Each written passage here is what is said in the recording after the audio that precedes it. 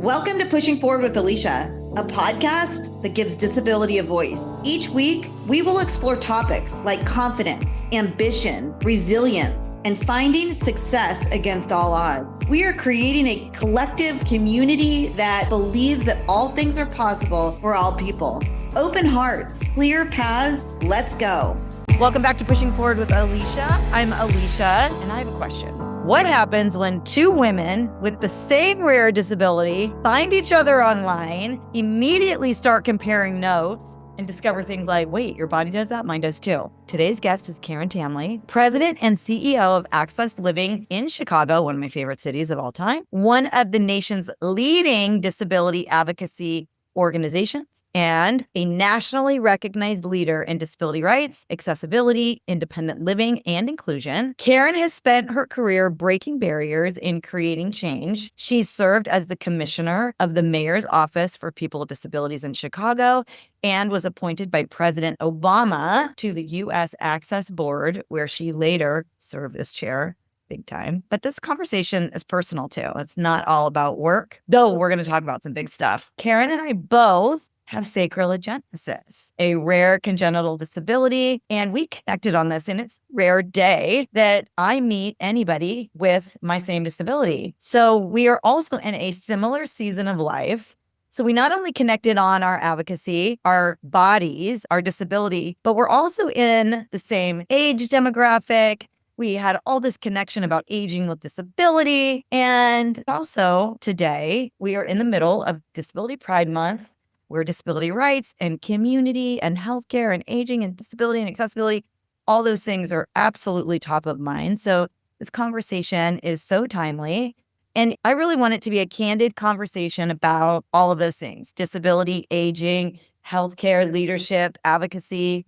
I don't know if we have time for all of that, but we're going to do our best. Karen, welcome to the show. We finally did it. Yay. Thank you for having me. I'm so excited. You've been like a soul sister since I met you. I'm so happy that our paths have crossed. And I think you and I having just the resource and the time in life right now to bounce things off of each other has been really meaningful for me. And so I'm so happy to have you on the show and talk about our disabilities and our sisterhood and our friendship and advocacy and all the things. Yeah. Before we talk about your incredible career, all the advocacy that you're doing right now. There's lots of stuff going on with disability rights, DOJ decisions, all kinds of things in the news I want to talk about. But let's get a little personal first, if that's okay. We met on LinkedIn. I can't remember, and you probably do, if it was your husband that introduced us, or it was like all the same timing or something came together. Yeah. You were a keynote speaker at the Disability Lead Summit, and I am on the board and was a co-founder of Disability Lead. And my husband was the one that was like, hey, Karen, she has your disability. You guys have to connect. And so that was the start of it. Yeah. And he sent me an email. He's like, hey, you have SA. So does my wife. And I'm like, what? And you reached out at the same time. We connected, and we've been really besties ever since. I feel so connected to you. It's so beautiful. We're just likewise. We have a sisterhood. Since we both have the same disability that we rarely get to talk about in a way that someone else might really understand. And we're in a similar season of life. What has this connection been like for you? And how often do you meet other people with our lived experience? And what does that connection mean to you? Yes, I was born with sacral agenesis, as you were. And I was born in the late 1960s, where disability was not on the radar like it is now. There were very little expectations of people with disabilities, few opportunities. It was decades before the ADA passed. The doctors told my parents that I'm never going to sit up and I'm never going to leave home. Right. And so that's kind of the framing. And I didn't end up meeting anyone with our very rare disability until my 20s. And my friend Julie was the first one I met. And over the years, and I think it was harder to meet people too, because growing up, we didn't have the internet. We didn't have social media. We didn't have access to just the vast array of people or meetup groups on social media or things like that. And so it's much harder to meet anyone with your disability. The first person I met happened to be someone that I worked with. And so that was super cool. But I think meeting you and others in between has been incredibly just so comforting, reassuring, knowing that there's someone going through life with your same disability in a way that often doctors don't understand, but we understand each other in a lot of ways. And so for me, it's been like this kind of security blanket, safety net, and extremely fun and enjoyable. Yeah. And like also someone to compare notes with. I know with our disabilities, I feel like from a disability cultural standpoint, I have always felt left out of the spinal cord injury conversations or Yeah. the conversations of disability groups that are more, I'm air quoting, common, Yeah. where there's commonalities, but there's also a lot of differences still. Yeah. And Yeah. so to be able to sit with you and go like, oh, wow, my feet are like that too. Or, oh, my knees do that too. Or my kidney does that too. It's Yeah. just been for us to be able to compare notes has been incredible. And when you said Yeah. things like, they told my parents I was going to sit up. That's what they told my parents to. They told my Yeah. parents she's to be institutionalized is what Yeah. they told my parents no quality of life, things like that. Yeah. And so our parents heard the same things and we have navigated a lot. So it's just been so cool for us, Yeah. for me to have you, Yeah. especially in our age group and demographic, honestly, like really awesome. Yeah, 100%. And I think that's honestly speaks to why the independent living movement and Centers for Independent Living have peer support as a core Mm. service, right? Because there's an inherent value in people with disabilities connecting up with like individuals with disabilities and being able to share those lived experiences and provide tips on how to navigate the world or the healthcare system. And so it's been long recognized since the 70s, since Centers for Independent Living started, about this importance of one-on-one and group connection with people that navigate through life in the ways that we do. Yeah, it's so empowering. It's amazing. Yeah. Talk about a little bit about what sacral agenesis is in your words. At least for me, so I'm missing some of the five lower vertebrae of my spine. So you're never completely upright. You're compressed. My legs are definitely shorter than average. I have no muscles from the waist down. My upper body is more strong. And then there's just other issues with kidneys and neurological issues. But for the most part, for my age and my disability combined, I think I'm doing pretty good. And I've used a wheelchair for a large part of my life. I started out using crutches and they made specialized kind of leg braces for me with the idea that I was walking. Later, I was built a contraption by an orthopedic doctor that was like this tricycle with a chest strap that I was strapped into that I propelled with crutches. I'll have to send you photos of Oh, that. wow. But it probably wasn't until I was in third grade that I got my first wheelchair and have used a wheelchair now, manual wheelchair all in my life. Wow. So before that, you were ambulatory with mobility devices. Yes. Oh, that's a difference Yeah. between you and I. That's incredible. Yeah. But again, it was like the early 70s and there were no sports chairs. There were no Yeah. specialized wheelchairs.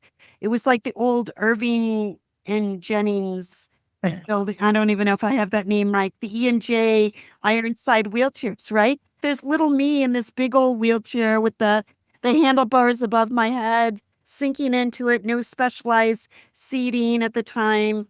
And I didn't even get my first quote unquote sports chair until probably early college. And it was a quickie. It was a aluminum quickie, right? And so that's when things were really starting to change. Mm. The mid 1980s, at least for me. But up until then, there wasn't great mobility devices for people who needed wheelchairs. Yeah. I love that. I think it was Everston Jennings wheelchair. Everett Jennings. Yeah. And I had Yes. one of those too. I think that was one of the first wheelchair manufacturers. My first sports chair was when I was 4, and it was in 79, 80, something like that. And I started playing wheelchair tennis with the founder of wheelchair tennis, Brad Parks. And they developed the first junior sports chair for me to play Yes. with them. And that was like very innovative back then. And before that, I was same thing, like very clunky wheelchairs and equipment. And Mhm. that's what's cool about our lived experience is being that kind of first generation access kid from when legislation was being implemented and Yeah. mandated. And we got to explore all of that advocacy as that first generation of children that's like, oh Yeah. no, this is the law now from at least the Rehabilitation Act, where we were navigating environments that mandated. And there was obviously still a ton of advocacy that had to happen there and a lot of no's, but we were in a very interesting generational time Yes. of being able to explore those things from like a historical standpoint of growing up. Right. So I love it. We Yeah. have that in common too. Yeah. No, and I think that's a really cool thing was to have seen life like before we had any rights, right? Before the ADA, before we had lifts on buses, before we had curb ramps, before we had sports chairs, before we had anything, to fast forward to see where we are now, 40, 50 years later, and you can buy a hand cycle online, right? You can buy a sports chair online or all your accessories, the rights that are now out there protecting disabled folks compared to where we were growing up where there was nothing. It's been really amazing just to see that how our movement has just changed over the decades and that we've lived through that. What's one of the things that you remember as a kid when no was okay that you were denied? Something that I was denied as a kid. Yeah. I know for me, I went to a 2-story high school and the teacher wouldn't move downstairs and I was denied access to class and sat in a Oh. library by myself for a Mhm. semester. Do you remember any of those stories that I think those Yeah. stories really paint a picture of remembering, keeping at the forefront how important this legislation is to protect, Yeah. especially right now with everything that's going on politically. Can you remember Yeah. something that was very blatant? I definitely remember in high school not having lifts on buses Mm. and all my friends getting on the city bus and going shopping or going to ice cream or whatever. And I couldn't join them because the buses weren't accessible. I remember my first job out of high school, believe it or not. I took this job as a front desk assistant of a nonprofit, and it was in an old house and had 4 stairs to get up.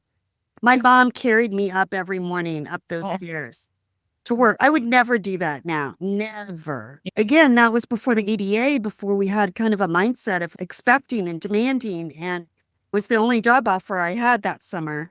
It was a fabulous experience, but like I would never do anything like that now. So that just shows the evolution of just the mindset, the world, how we think about what we expect as disabled people Yeah. now as compared to then.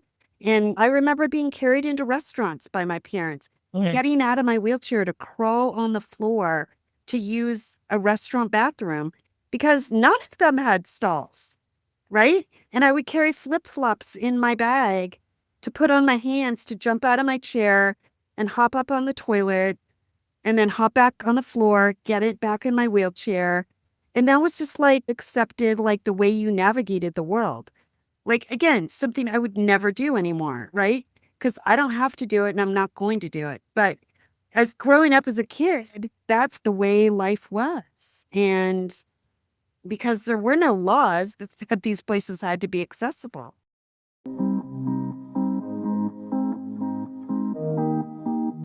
Have you ever wanted to come see me speak live? This is your invitation. Join me Friday, July 24th for a virtual Disability Pride keynote celebration that's rooted in pride, access, identity, and action. Community, general admission, and corporate team tickets are available right now at learn.aliciaanderson.com. Go grab your tickets now, and I'll see you on the 24th.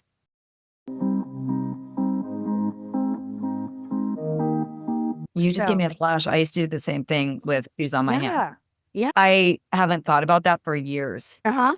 And that paints a perfect picture. Like Yeah. how many people in life would put shoes on their hands to crawl on a public bathroom floor to go to the bathroom? 100%. It's absolutely ridiculous. I've crawled into airline bathrooms on the plane a couple times. Yeah. There was like no access. the aisle chair was broken, horribly, not only humiliating, but disgusting experiences. Mhm. So you just give me another flash. This is why Yeah. I love us. I'm like, oh my God, I did that too. Yeah. So let's talk about your advocacy a little bit, your work, because we keep going there. And I think we need to be there right now. Let's jump into where we're at right now. And then I want to talk about what you're doing with your Okay. incredible career. Okay. So yesterday, right before this interview, I see on your LinkedIn that you were on with WTTW, Chicago PBS, talking about the new Department of Justice memo and what it can mean for people with disabilities' rights to live Yes. in their own homes, in our Yes. own communities, Yes. and outside of institutional scenarios. Yeah. We're in a really scary time right now that these conversations are even happening. It feels like the uneducated and the ignorance that is happening right now is beyond the comprehension. Let's talk about this advocacy a little bit. First of all, thank you for the work that you're doing and speaking out the way that you are. But talk about the interview, what you talked about, the DOJ memo, the whole thing. Give us a little, for anybody out there who has no idea. Sure. I think this is reflective of just a series of attacks that the disability community and many other marginalized communities are facing right now. And what this memo does, I'll back up and say, in 1999, there was a very landmark Supreme Court decision called Olmstead that basically said that institutionalization and segregation is a form of discrimination under the Americans with Disabilities Act. And it really pushed forward this notion of an integration mandate that people with disabilities have the right to live in community in the least restrictive environments that's best meet their needs, right? And so the Supreme Court was decided on the behalf of two women that were institutionalized in Georgia. And ever since 1999, this landmark Supreme Court decision has been the law of the land, right? It's been precedent. It has been the disability community's Brown versus Board of Education. It's that important to us. And it's the foundation for many legal cases against states to say you have to invest more in community-based services that would allow people to live free of institutions, including in my own state. We have a program in Access Living that we help people with disabilities move out of nursing homes. We move about 100 people out every year, but there's a whole network of organizations in Illinois that have moved thousands of disabled people out of nursing homes and institutions over the last decade. And so this memo that was just released by the Department of Justice, basically saying that Section 504 of the Rehabilitation Act and the ADA don't really apply anymore and really don't need to be enforced by the states. And again, it's a memo. The law has not changed. The court decision still stands. But the memo was definitely a blow to the disability community. And that the federal government, who has had our backs, has now come out and basically said that this doesn't apply and is weakened in many ways the power of this Olmstead Supreme Court decision. We're seeing examples where states are starting to use this memo in their own legal defenses during current litigation and referencing this memo to bolster their arguments that, hey, we don't have to create community-based options. And in this country, we have a very disproportionate funding stream that is heavily weighted towards institutionalization of people with disabilities against home care, which is exponentially cheaper. It's more humane. It's what disabled people want. We all want to live in our own homes and communities. And the vast majority of disabled people can do that if they get the right supports and access to housing. And so we're concerned that this memo can not only be used as defenses or excuses, it can change public opinion, it can show up in policy decisions or funding streams. And I think a lot of it is also rooted in things that we've seen in the news about wanting to take unhoused people with mental or behavioral health issues off of the streets, putting people back in institutions. There's been just increased conversation from the federal government about wanting to reopen institutions and really move backwards. And the disability community is saying, we will not move back. We will not go back. And this is what we want. And I think what is most dangerous right now is this HR1 bill, otherwise known as the Big Beautiful Bill, that is literally going to cut tens of millions of dollars, billions of dollars of the next decade of Medicaid eligibility for people with disabilities and people who are poor and rely on Medicaid. Countless people are going to be cut off of Medicaid rolls. And as states are grappling with the loss of federal Medicaid dollars, they're going to be put in these decisions to make really hard decisions. And this memo is not going to be helpful when states think about home and community-based services being optional under Medicaid and institutionalization being an entitlement, which means they have to fund it. What are we going to pick? And now with this memo saying, oh, you don't have to enforce this anymore, it's just further eroding and weakening our efforts and our work to really help keep people in community, move people out of institutions, and give people the life that they want and deserve. So it's scary. Yeah, I was just going to say, it's so scary. And going back to you and I living a life where the okay choice was no quality of life, institutionalized, she will not have the quality of life that is going to be good. Right. And that's me. That's you. Exactly. Like that is exactly why this is so dangerous. Yeah. Because it's leadership and political decisions that are being made with so many blanket assumptions and unknowns. And the reality is we're just scratching the surface of society finally going, oh, disabled people can be useful. So this whole thing is so scary. It is so scary. Yeah, it is. And it's on top of Medicaid cuts, food assistance cuts, the dismantling of the Department of Education and special education and cuts to federal funding. The list goes on. And so this is just one of many attacks that we are facing right now. Yeah. The advocacy, like for people listening right now that want to be active participants in combating this, like making it visible. So there's real education and understanding behind it,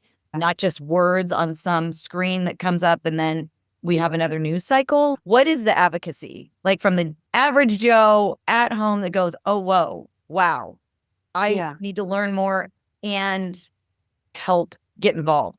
Yeah, I think first is just educate yourself on what's going on and what the implications are.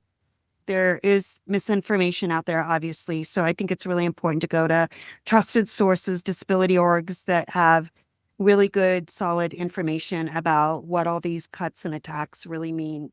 I think people speaking out is so important, whether it's on social media, whether it's meeting with your elected official, I think is absolutely critical. They need to hear from us. Even if you live in a Democratic city or state and that's your elected official, and even though they're not in power, they still need to be met with. And you need to make your voice heard on this stuff because it's important. I think mobilizing people with lived experience, particularly who are going to be most impacted, is really important for people who will be impacted, like storytelling, telling your story, how this affects me is super important. I think finding who is your local center for independent living in your community. There's over 400 all across the country. And you can find your local center on the National Council on Independent Living website. See what they're up to. Are people doing letter writing campaigns? Are they doing rallies on this? How are they bringing attention?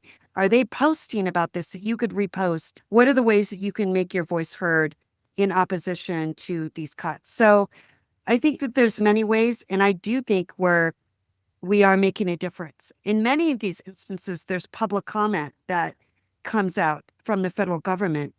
And so I think making sure that you're making public comment in writing about some of these proposed rules that could impact our community is super important because we have seen some success on that front. There was one proposed rule that would make some of the sections of Section 504 unenforceable around physical accessibility, and the disability community rallied and the federal government got 20,000 public comments in opposition. Those things make a difference. So We need to hear keep it that. up. Yeah, we need to hear that as Yeah. just in society. I think it's easy to go, oh, they won't get my letter, or they're not going to hear my voice, Mhm. or all the things. And so Yeah. for you to say that in the position that you're in, I think is really important for our community to hear. Very much. Don't stay silent. Speak up, be out there, educate yourself and your community and your networks, your family, everyone. It's not just disabled people that need to know about this. Non-disabled people need to be in the fight with us. Yeah. Okay. So let's talk about being a boss, because you're a boss. You have a very impressive career. Like when you retire, you are going to be able to rest easy knowing that you've done such incredible work. You're the CEO of Access Living, like that in Chicago. That is huge. That's boss babe moves right there, number one. Will you talk a little bit about your career, how you climbed the ladder, how you got to where you are, and what you're really working on right now? Yeah, I think first of all, I always say it's because of my parents and how they raised me. And I think I heard this in one of your talks too. I have a non-disabled sister and they treated me the same as her with the same level of expectation. And my mom used to have this phrase, we're going to throw her in the deep end of the pool. And which meant we're going to throw you in. There's no shallow end here and you're going to swim and figure it out. And I think a lot of it was because my parents allowed me to take a risk and take risks. And I think that's sort of the nature of the era that we grew up in. That was more of the thing that parents did, just come back at dinner time kind of thing. But my parents were like, and there was no tracking our kids like we do now. They're like, actually, do not come back until the sun is all the way down. Exactly. And right. don't call on the payphone.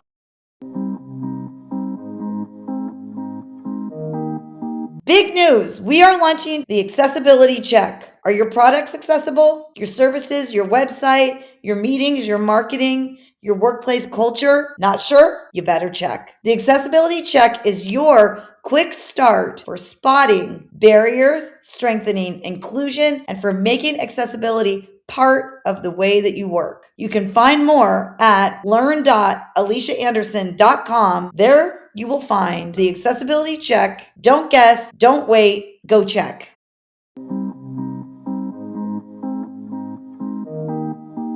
That's right. Exactly. But like to be a kid with a disability and not be coddled or not be overprotected, which I think a lot of parents of kids with disabilities did and still do, like that was a privilege. It really was. And I think that was like a grounding to get me to where I was, like being able to take risks and say yes to things out of your comfort zone and just push yourself. So that was first. I think second was having like really great mentors throughout my career. And I never really had a script for what I wanted to do. I'm just like, let's try this thing. I may not like it. Let's do an internship, a volunteer opportunity through college in my young adult years. It helped me figure out like what I want to do and not do. But I worked for some really amazing people and some really amazing leaders. For any of your fans out there will know maybe the names of Judy Heumann or Wade Blank or Ed Roberts, Tim Cook, Marka Bristow. Like I was able to connect personally with all of those people, right? While they were living. And so I just was exposed to a lot of really amazing people and mentors. And so that really helped me like get opportunities, helped me form my own identity as a disabled person, helped me get into leadership roles even when I totally did not feel ready for them. And I won't say every role I got put in, like I came in, yes, I know what I'm doing. I had roles I was like, I don't know what the hell I'm doing. What am I supposed to do in this job? But like, that's the best way you learn. And again, it's like even my mentors throwing me in the deep end of the pool. Like, we have confidence that you could do it even when you don't have confidence in yourself. And so I think that was really like important to my journey. And then just even what I learned from my own community and my own peers and fellow advocates along the way was just completely invaluable for me getting to where I'm at now. So honestly, I think those are some of the key ingredients. I just think you're a really beautiful example of being a woman with a disability in leadership, climbing the ladder, doing really big things. And I like how you mentioned not only your parents throwing you in the deep end, but mentors too. And that's really good leadership, right? The leaders that are willing to say, you know what, I see something in you. I know you don't believe it yet, but I'm going to put you in this position and I'm going to let you figure it out until you fly. Yeah. And Yeah. you're a Judy human example of doing a lot of really important work in really incredible rooms that is changing the world and protecting us, opening doors for us. So I was nervous to meet you because you're so impressive. You're so impressive. And so much gratitude, number one, for leading our movement and taking the torch from the Judy Humans and the Ed Roberts and keeping the flame burning really strong. So I just think you're a really great example for there's so many people in our pushing forward community that are like, how do we get there? I don't believe in myself. How do I start to elevate? Where can I go? What do I say? And so I think that all of those lessons that you just said are really important. So they share that. Yeah. No, of course. Yeah. So it's Disability Pride Month right Yes. now. We're in it. What does disability pride mean to you personally Yeah. and professionally? Yeah. I think it means to me as a community being okay with who we are. And I think all of us with disabilities have at some point in our lives and even like constantly carry some type of internalized ableism or shame or discomfort or whatever throughout our life. And that's very natural. But disability pride for me really like kind of puts us all out there and makes us feel okay about who we are. For me, it's about community. It's about recognizing our progress, recognizing our self-worth as humans, and having visibility and being out loud and proud. Yeah. And you're leading the charge of that for sure. Yeah. And it's hard. I'm not going to say Yeah. it's easy. And disability pride isn't always about feeling great about our disabilities or because we all have things that are extremely personally challenging for us. But I think the idea is just, it's so important for our community. I really do think it's important for our own visibility and our own sense of community to really have that sense of pride and feeling okay about who we are. Okay. And I have one more question. Yeah. Because I really wanted to touch on this. Yeah. So you and I are both aging with our disability. We're still doing damn good, by the way. Like, holding strong. You are doing great. You are too, sister. We're in this together. Talk a little bit about how aging with a disability feels from, number one, how is it going? And how does it feel for you today in your age to be you? Because I think a lot of disabled people, and I'm going to generalize this and I might be wrong, but we might fear aging a little bit. There's a lot of unknowns. There's a lot of challenges that could come up. But talk about that a little bit because you and I talked about the challenges, but also the power in, another year. We did it. So can you just talk a little bit about what that means to you? Yeah. Yeah, there's definitely fear, right? And especially when you have a rare disability and you don't know how aging completely manifests, as the things that you hear about aging as a non-disabled person certainly apply, of course. But like then you have all the added things of your disability that pile onto that. So it can be scary. We know that there are many disabled people in our community that have prematurely passed away, which is so heartbreaking and is always something that we're always thinking about. And I'm talking about with my colleagues. So it's scary. But I think connections with the one that you and I have formed is extremely helpful, both mentally, emotionally, and just practically. I think that's super important to connect with other people with your same disability and really having open, frank conversations about what aging looks like. It's super scary because I start to think about, oh my God, what's going to happen when happens? And how am I going to manage? How am I going to transfer? Am I going to still be able to use a manual chair? How am I going to travel? Will I travel? Do I need to get on it because I can still physically do many of the things that I still want to do? It's become much harder, I will say. But like I start envisioning what it's going to look like in the future. And my envisioning isn't always the most healthy thing. But I think you kind of got to take it one day at a time. You've got to really have gratitude for as long as we have lived. The doctors, I don't know about you, but the doctors told my parents I would not live past 50. And I've far outlived that number. But what do doctors really know anyway, right? That's my theory. But I think trying to stay as healthy as you can, doing the things that you know that are in your control, trying to live life and connect with your people is super important. Yeah. And I'm with you. You told me the 50 thing. And that was another thing that we connected on with our disabilities, right? The doctors told my parents I would not survive. She's not going to survive this. Yeah. And 51 years later, I'm still going and feel really strong. Was there stuff that we're both dealing with 100%? But I do think we should allow ourselves to celebrate aging and the beauty of getting to another year and another year. And just like you're saying, I worry about my shoulders or being able to transfer, or will it, same things. Will I be not be in a manual chair? And then I also think we're so proficient at adapting. We'll take it as it comes.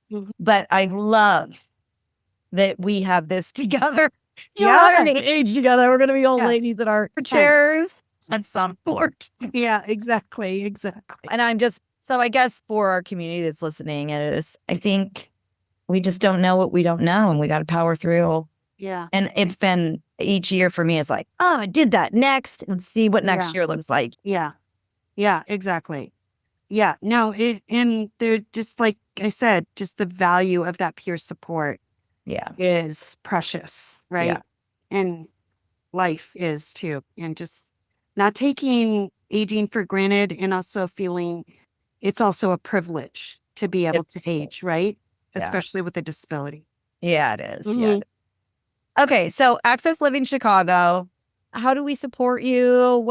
How can our community get involved, our allies? Tell me all about that. Sure. So Access Living is located in Chicago, but we're part of a larger network, like I said, of centers for independent living all across the country. There's probably a center for independent living in a city that any of your viewers live in. Our website is accessliving.org, and you can check out our website. We're on social media, Facebook, LinkedIn, Instagram. So check us out that way. We also have an advocacy newsletter on our website that you can sign up for, and you will get action alerts. Some of the things are obviously local to Chicago, but we do many action alerts around things that are happening at a national level. So that might be a good way just to stay in touch. And like I talked about earlier, like staying informed about issues that are facing people with disabilities. So that's a great way to support us. And we're a nonprofit too, so people can donate to Access Living as well. We do have a donation page, and so lots of ways to get involved. We will link to all of your social media, your newsletter, your website, your donation page, all the things. Awesome. Thank you. Did we forget anything? No, that's great. Thank you so much for coming on the show. Thank you for having me. We forgot one thing. Yes. What is your pushing forward moment during Disability Pride Month? My pushing forward moment is getting out of your comfort zone and taking advantage of opportunities that might on the surface feel scary to you. But once you do it and claim that you belong in that space, there can be a payoff. Yeah. And I'm trying to live that. You are. No, but it's scary. I have moments where I'm like, I'm not going to go to that event. That's not for me. That's not, or I don't know anybody. I'm not going to do that. But I'm trying to live by this kind of motto right now. It's do everything you can that you have time for and that is available to you because you deserve to be there. You deserve to be in that space. And sometimes great things can happen. And I love it that you admit that or bring that to the table in the level that you're at. Even as a CEO, you can still feel, oh, I don't know, there's a lot to learn here still. Do I fit in? Am I? Yeah. And so that imposter syndrome stuff is always something that we're fighting. So. Yeah, exactly. 100%. Yep. Thank you. I love you. Love you too. For our friendship. Thank you. Thank you so much for your time. And thank you to our community for joining again. This has been Pushing Forward with Alycia and Karen. And that is how we roll on this podcast. We will see you next week. Thank you. Bye.